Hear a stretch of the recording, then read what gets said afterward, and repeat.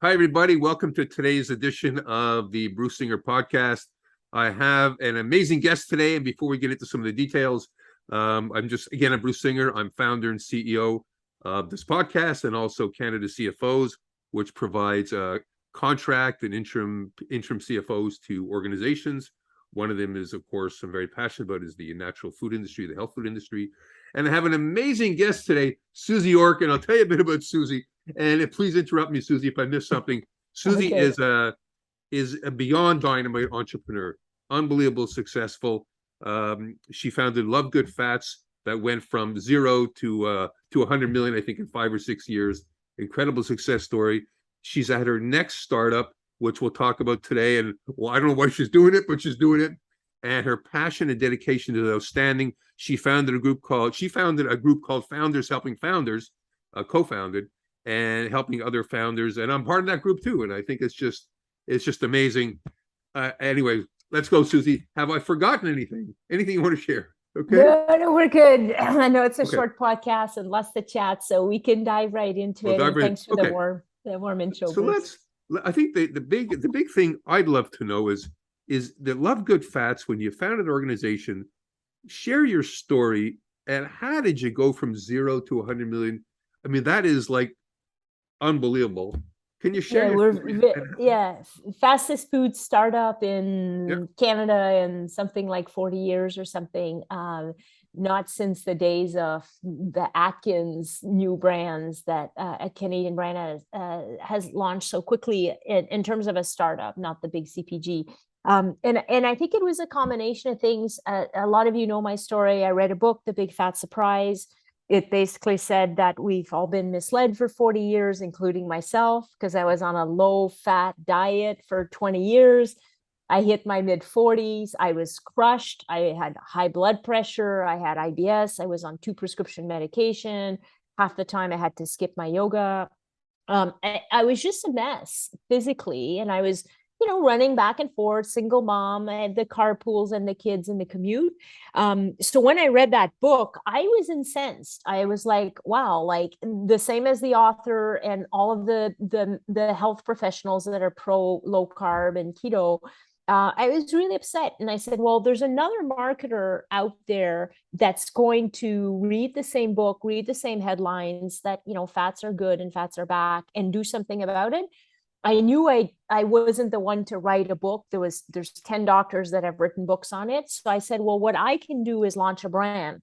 And I saw how, Chobani came into Canada and Atkins into the US and Canada, and Atkins came in, and a lot of brands just went from zero to even a billion pretty quickly when they were a good trend. Like gluten-free was a good trend, is a good trend. There's room to Yeah. grow a brand. And if you have, call it $1 billion brand, you can change people's lives. Now, what I didn't realize is you can change people's lives with $10 million, certainly with 100 million. Like the brand has had a much bigger impact than even I was hoping. I literally had very modest goals. I was a VP of marketing, CMO for 10, 15 years. I just wanted to kind of pay my bills. I still had a mortgage. I still have one now. And I just wanted to kind of do my part and say, okay, well, I've never been hyper motivated by money. I do have bills to pay. Now I have, my fiance, we have 4 kids to get through school. So I just wanted like, hey, if I can get my brand to 2 to 3 million in Canada, that as a food startup, you're in a good place once you hit that milestone. So that was my goal. But Bruce, like it just took off. We were fortunate enough to be on the shelf the first weekend in September at the 6 Whole Foods here in Ontario. I literally was just about to drive the boxes of boxes over to each of them. But fortunately, UNFI beat me to it. But it was that down to the line, rush to the Saturday, Sunday, and then the following weekend doing demos myself, and then with my girlfriend, with a lot of supporters. It was scrappy startup, no employees for a year and a half. I didn't get paid for for a year and a half, and all of the stories of founders that you and I are Bootstrapping. now, Yeah. like we're the founders helping founders is a blessing, and we can talk about that a bit more, but we're all living the exact same steps. And Wow. I was in 6 multinationals, and I see the massive disconnect between the big corporate America and a small startup. And, I was doing consulting to basically help bridge those differences. And then I decided to put, my money where my mouth is and launch my own brand, and show that, I'm not just a consultant or a marketer, I'm an entrepreneur and a brand builder. So it just, it was the right brand idea at the right time, executed in the right way. I think a lot of, our 3-year strategic plan, we go back, I was just relooking the strategies recently.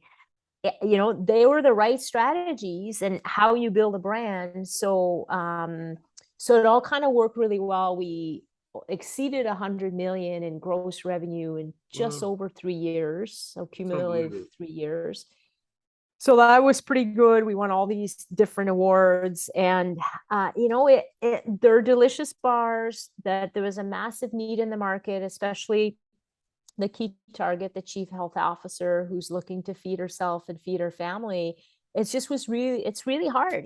Everything has sugar and carbs, and which is basically a Or chocolate bar, really. bad fats, Yeah. hydrogenated Yeah, bad or bad fats. fats. So, a really good filling snack. We launched like 10 flavors, and we rolled out in all of the banners, and very grateful. The consumer votes with her wallet and her stomach, and she's been Wow. voting for Love Good Fats for 5 years. Was there one lesson learned to share with the audience, like without sharing any trade secrets, is there one lesson learned that you can say, hey, is there one lesson that you can share? Yeah. Yeah, Word of advice. I always share the same lesson Yep. to everyone in all podcasts is really sweat out your positioning. So your brand positioning, your name, what the insight is, the enemy, the unmet need you're going after, the promise, the benefit that you have, and then the reasons to believe the benefit, all wrapped in a tagline and packaging and marketing and PR. It should all kind of start with a core brand benefit. That's what we learned at P&G and PepsiCo. And when a brand is not growing anymore, it's most likely because of your brand positioning is not as relevant, or there's some weaknesses in your execution. Very rarely is it entirely the product and packaged goods.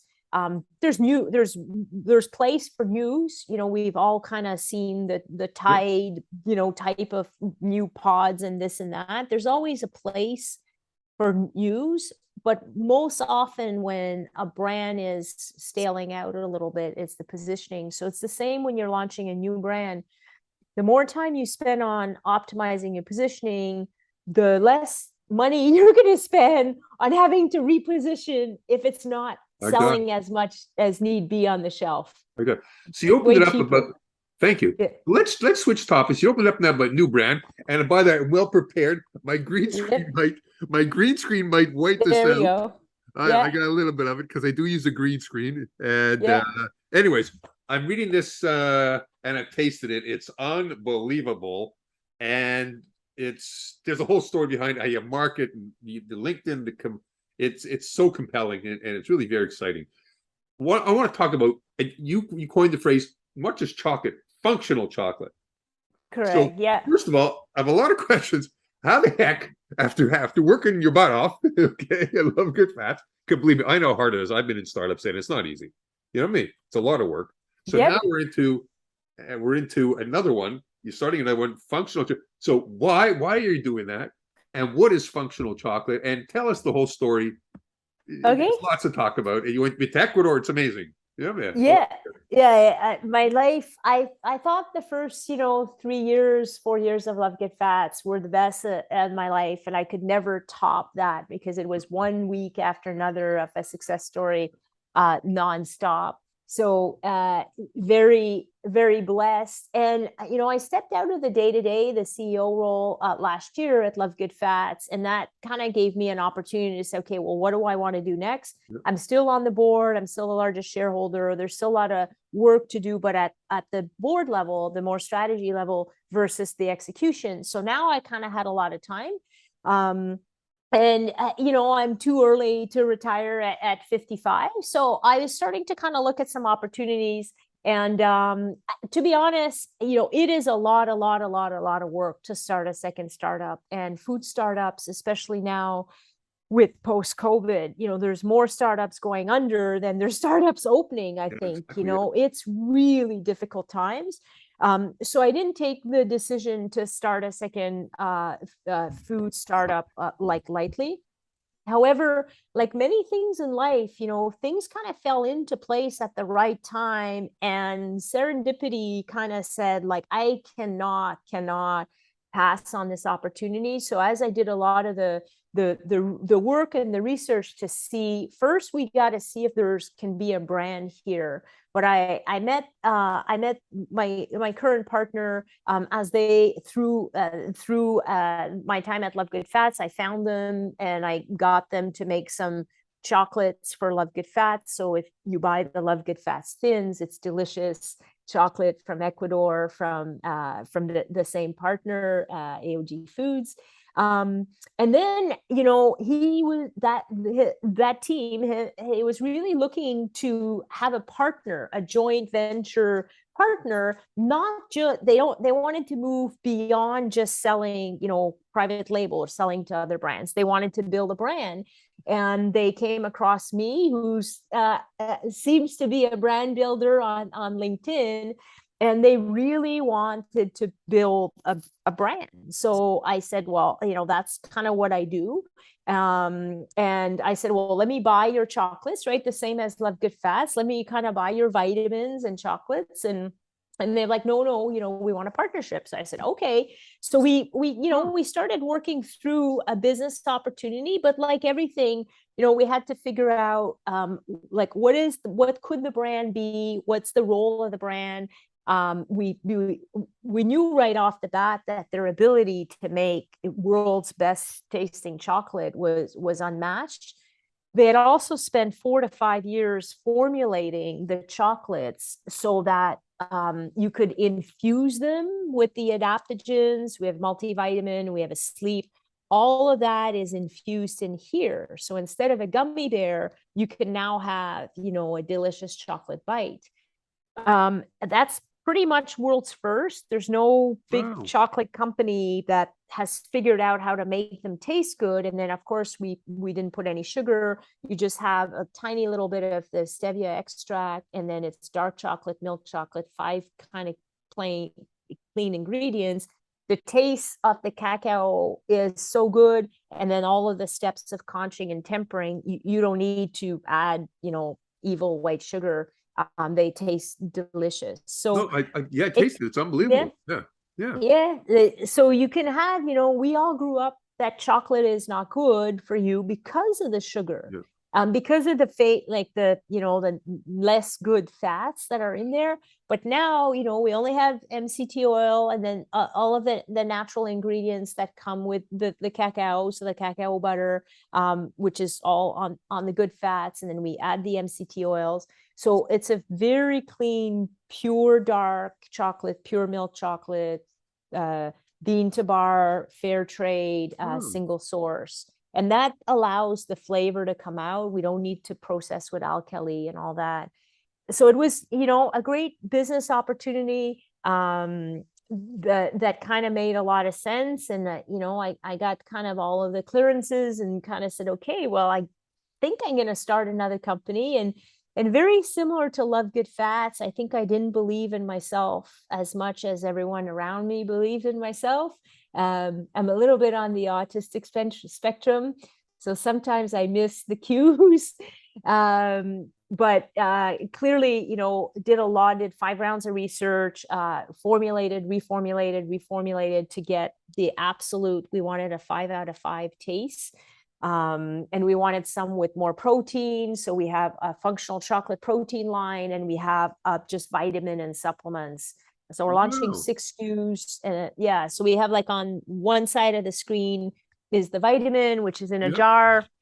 And then the box is the high protein, high fiber, plus vitamins, That's when I got, functional yeah, line. Yeah. like And we almond have a hulls. beauty Yeah. me too with we have a Wow, wow, functional wow. beauty, yeah, with collagen. So it's really about functions versus, we Wow. still have flavors. We have a salted caramel and an almond and a hazelnut, but it's about bringing functional foods and functional products. And we're one of the first brands in Canada that has what's called the supplemented food facts. So not a food, not a vitamin, this new category in the middle. You. And it has a brand new, everyone will be like, hey, what is this? Supplemented food facts. It just rolled out from Health Canada a couple of weeks ago. And we've already printed our packaging with it because we knew it was coming. Well, so So this is pretty novel, pretty leading edge, very all around. very incredible innovation. So Yeah. it's basically what you're saying is it's guilt free. Yeah. It's guilt free, right? And this is unbelievable. I want to know more about the butterfly. Yeah. What's Well, going on with the butterfly? All I've heard is about the butterfly. What's going on with the butterfly? So I probably knew as much as the average about chocolates when I launched my first company, but as I started spending time with my partner, my now partners for the second company, they kept telling me about how the cacao from Ecuador is known to be the best cacao in the world. And I said, oh, I thought Belgium and Switzerland had the best chocolate in the world. He's like, yes, they have the best chocolate, but they buy their cacao beans from Ecuador. I'm like, oh, tell me more. So what happens in Ecuador, and it is not, production line fields of cacao trees like you would see, in Florida with the orange trees. No. You literally have, like, from where we buy the cacao is NGO farms. There's over 2,400 in the NGO we've chosen after doing a whole bunch of testing. And it's a little home with a shed and a backyard. Wow. The backyard is, bigger than Toronto backyards, but it's a garden of trees. So the mango trees are 100 feet. And then you have all the cacao beans, and in their backyard, they had 18 different fruits. So the flowers of the fruits, and they actually have flowers, just have this incredible scent because they're in the middle of the heart of Ecuador. There's no pollution, big buildings or anything else. And the gorgeous little cacao beans, from when they're tiny little babies to the big full size, they just absorb the smells. So the large size cacao growers, they just slap alkali and everything, and then they roast the heck out of everything. So they don't need to worry about single source beans and flavor because they'll make up for it in different processes. But you actually can get all of that naturally if you go and buy the right cacao beans from the right farms. So it's pretty incredible. Like, no need for chemicals or pesticides, or processing is super clean. That's so interesting, because as a consumer, I mean, look, we don't know the No, until we I don't know. until I started studying. Yeah. To me, I go to a store and I basically make my decision based on taste. Yeah. And I've learned to look for the hydrogenated oils, the basic stuff. I've learned that over the years. When I was younger, I just ate whatever my heart's content. But most consumers, they're clueless. They're ignorant, but not that's their fault, because no one's ever taken the time to sit down and really educate them on really what's going on.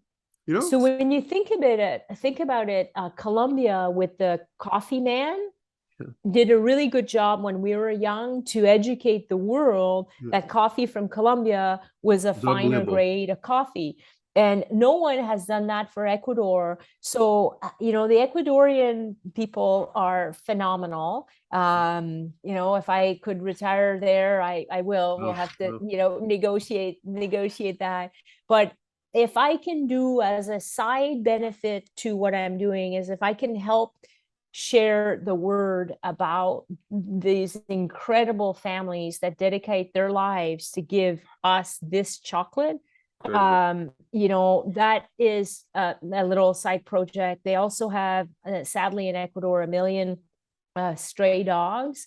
And you know, they're trying to kind of help with with the issue with dogs not, you know, having families. But I have a few projects post retirement Wow. to kind of keep me busy and do my part to help to help our friends down in Ecuador, and hopefully, you know, continue to give back to the community in Canada. Or I'm a very strong supporter of LGBT. I'm lesbian. Yes. I, you know, I've spent the last 5 years at Love Good Fats, pushing an agenda of my authenticity, going to the retailers, asking them to support our brand with some big, huge displays of love is love. And my mission will not stop. You know, there's not enough funding for women. There's not enough funding for LGBT, for BIPOC. We have lots of work to do, even in Canada here, on changing the world. So, you know, I hope that my voice and my actions can kind of be inspiring, and I can do my part to make the world a better place. You know, Suzie, this has been tremendously insightful. And like we said, we keep these podcasts short because we're dealing with a shortage of attention span right there. Yep. Okay. Here you. Yep. And I wanted to thank you so much and for being my guest. And I wish you and your partner and everybody involved tremendous prosperity and success and making a difference, because it's a lot more than just buying the chocolate. It's a lot more.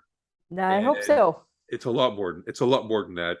And I look at it not just you being successful, by eating it, I feel successful. There we go. That I feel like I'm giving back and being part of the Better Chocolate the family. Perfect. I like that. Be part of the Better Chocolate family. Anyways, thank you so much.